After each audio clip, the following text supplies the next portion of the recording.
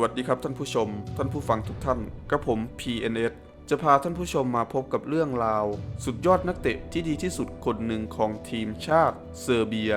และเป็นนักเตะที่ดีที่สุดคนหนึ่งของสโมสรเชลซีซึ่งสุดยอดนักเตะคนนั้นคือบานิสลาฟ อิวานวิชบานิสลาฟ อิวานวิชเกิดเมื่อวันที่ 22 กุมภาพันธ์ ปีค.ศ. 1984 ซึ่งอายุณปัจจุบันของเขาคือ 39 ปี ซึ่งข้อมูลนี้นับอ้างอิงณปัจจุบันในตอนที่ออกคลิปไปนะครับผม จากนั้นนะครับ บานิสลาฟ อิวานวิชมีสัดส่วนสูงของร่างกายอยู่ที่ 185 เซนติเมตร ซึ่งเขาเกิดที่ประเทศสาธารณรัฐเซอร์เบีย จากนั้นนะครับเรามาพูดถึงสไตล์การเล่นของบานิสลาฟ อิวานวิชกันดีกว่านะครับบานิสลาฟ อิวานวิชเขาจะเล่นในตำแหน่งกองหลังตัวกลางและแบ็คขวาเป็นหลักซึ่งบานิสลาฟ อิวานวิชนะครับเขาเป็นที่รู้จักในแบบนักเตะที่มีบทบาทเด่นทั้งเกมลุกและเกมรับโดยเขาเป็นกองหลังสารพัดประโยชน์ที่มีความแข็งแกร่งมีสไตล์การเล่นที่เข้าปะทะอย่างหนักหน่วงและมีความขยันขันแข็งเหนียวแน่นทรงพลังและเก่งลูกกลางอากาศซึ่งเขายังเป็นนักเตะที่มีความสามารถในการอ่านเกมคาดการเกมลุกของคู่แข่งฝ่ายตรงข้ามและสกัดบอลจากคู่แข่งในพื้นที่อันตรายได้เป็นอย่างดีนอกจากความสามารถเกมรับของเขาแล้วนะครับส่วนในด้านเกมลุกของบานิสลาฟ อิวานวิชนะครับเขาเป็นผู้เล่นที่มีความสามารถในการส่งบอลเปิดบอลหรือคอสบอลเข้าไปในกรอบเขตโทษของฝ่ายตรงข้ามได้ดีในระดับหนึ่งแต่ในระดับหนึ่งของอิวานวิชนะครับก็แทบจะเป็นอันดับต้นๆในการเปิดบอลของผู้เล่นตำแหน่งกองหลังในช่วงยุคนั้นเลยซึ่งเขายังขึ้นชื่อในเรื่องของความเป็นผู้นำในทีมอีกด้วยแต่ถึงแม้บานิสลาฟ อิวานวิชจะเป็นกองหลังที่โดดเด่นเพียงใดนะครับแต่ในช่วงที่เขาเป็นกองหลังนักฟุตบอลอาชีพนะครับเขามักจะโดนวิจารณ์การเป็นผู้เล่นกองหลังที่ไร้ความเร็วหรือความสามารถในด้านเทคนิคอยู่บ่อยครั้งในช่วงนั้นต่อมาเรามาพูดถึงการค้าแข้งระดับสโมสรของบานิสลาฟ อิวานวิชต่อนะครับบานิสลาฟ อิวานวิชเริ่มต้นเป็นนักฟุตบอลอาชีพในปีค.ศ. 2002 ในช่วงอายุวัย 18 ปี โดยบานิสลาฟ อิวานวิชเริ่มต้นเป็นนักฟุตบอลอาชีพกับสโมสร FK ซาเลมสโมสรแห่งหนึ่งในประเทศเซอร์เบียซึ่งเขาอยู่ลงรับใช้ FK ซาเลมได้เกือบ1ฤดูกาลแต่ในช่วงของเดือนธันวาคมปีค.ศ.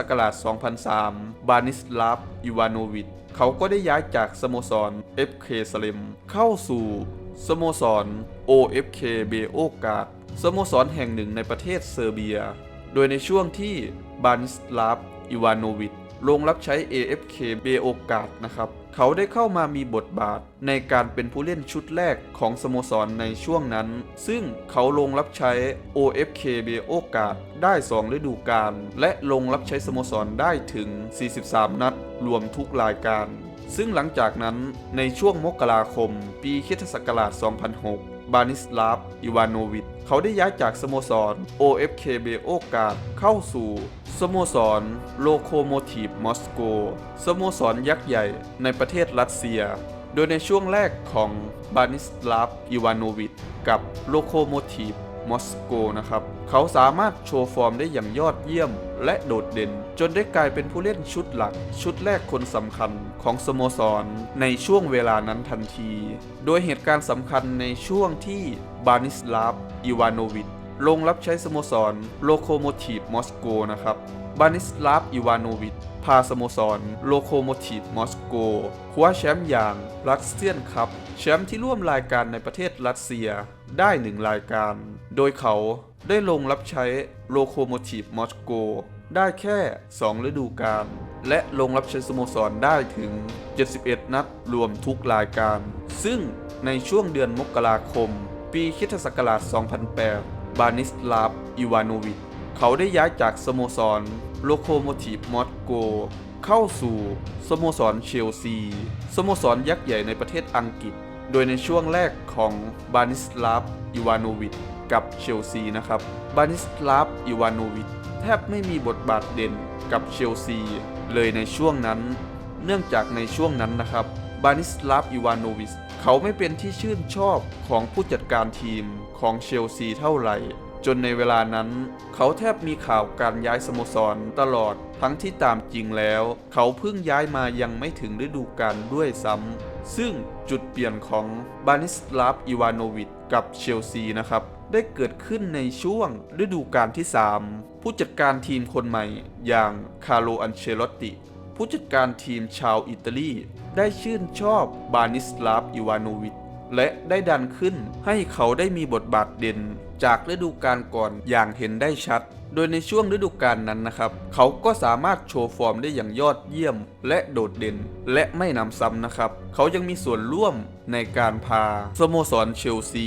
คว้าแชมป์พรีเมียร์ลีกอังกฤษแชมป์ลีกระดับสูงสุดในประเทศอังกฤษมาได้ในฤดูกาลนั้นทันทีซึ่งหลังจากนั้นนะครับเขาก็ได้ลงรับใช้สโมสรได้อย่างยาวนานและได้พาสโมสรครอบครองแชมป์ได้อย่างมากมาย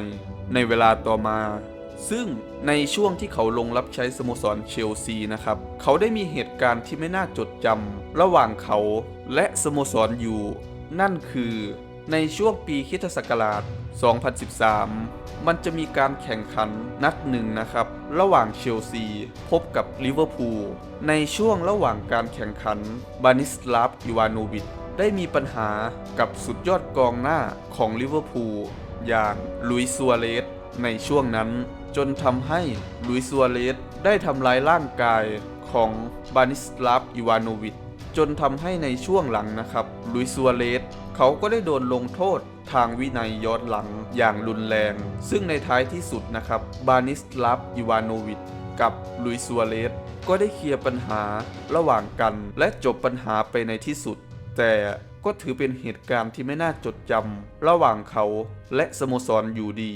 โดยเหตุการณ์สำคัญในช่วงที่บานิสลาฟ อิวานโนวิชลงรับใช้เชลซีนะครับบานิสลาฟ อิวานโนวิชได้พาสโมสรเชลซีคว้าแชมป์พรีเมียร์ลีกอังกฤษแชมป์ลีกระดับสูงสุดในประเทศอังกฤษและ FA ครับได้อย่างละ3ฤดูกาลซึ่งบานิสลาฟ อิวานโนวิชเขายังพาสโมสรเชลซีคว้าแชมป์อย่างยูฟ่าแชมเปี้ยนลีกแชมป์ลีกระดับสูงสุดในทวีปยุโรปและยูฟ่ายูโรปาลีก FA คอมมูนิตี้ชิลด์และฟุตบอลลีกครับอีกอย่างละ1รายการโดยเขาได้ลงรับใช้สโมสรเชลซี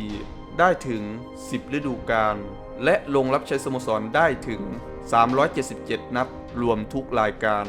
ซึ่งหลังจากที่บานิสลาฟ อิวานโนวิชลงรับใช้สโมสรเชลซีมาได้อย่างยาวนานแล้วนะครับบานิสลาฟ อิวานโนวิชเขาก็ได้มองหาความท้าทายใหม่ๆและย้ายสโมสรอีกครั้งโดยในช่วงเดือนกุมภาพันธ์ปีคริสตศักราช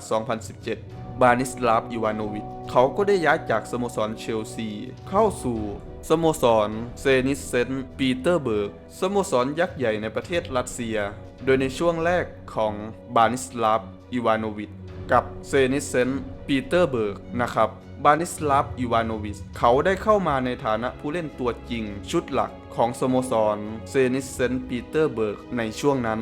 ซึ่งเขายังสามารถโชว์ฟอร์มได้อย่างยอดเยี่ยมโดยเหตุการณ์สำคัญในช่วงที่บานิสลาฟ อิวานโนวิชลงรับใช้สโมสรเซนิตเซนต์ปีเตอร์เบิร์กนะครับบานิสลาฟ อิวานโนวิชพาสโมสรคว้ารัสเซียนพรีเมียร์ลีกแชมป์ลีกระดับสูงสุดในประเทศรัสเซียได้2ฤดูกาลและแชมป์รัสเซียนคัพแชมป์ที่ร่วมรายการในประเทศรัสเซียได้อีก1รายการโดยบานิสลาฟ อิวานโนวิชลงรับใช้เซนิตเซนต์ปีเตอร์เบิร์กได้ถึง3ฤดูกาลกว่าๆและลงรับใช้ถึง125นัดรวมทุกรายการซึ่งในช่วงปีคริสตศักราช 2020 บานิสลาฟ อิวานโนวิชเขาก็ได้ย้ายสโมสรอีกครั้งโดยเขาได้ย้ายจากสโมสรเซนิตเซนต์ปีเตอร์เบิร์กเข้าสู่สโมสรเวสต์บรอมบิชอัลเบียนสโมสรแห่งหนึ่งในประเทศอังกฤษโดยในช่วงแรกของบานิสลาฟ อิวานโนวิชกับเวสต์บรอมบิชอัลเบียนนะครับเขาไม่สามารถโชว์ฟอร์มได้อย่างเท่าที่ควรและเขายังเป็นที่วิพากษ์วิจารณ์จากแฟนบอลบางส่วน โดยสาเหตุในช่วงนั้นเนื่องจากสโมสรเวสต์บรอมบิชอัลเบียนได้ตกจากชั้นพรีเมียร์ลีกอังกฤษเขาจึงไม่เป็นที่พอใจจากแฟนบอลของสโมสรพอสมควร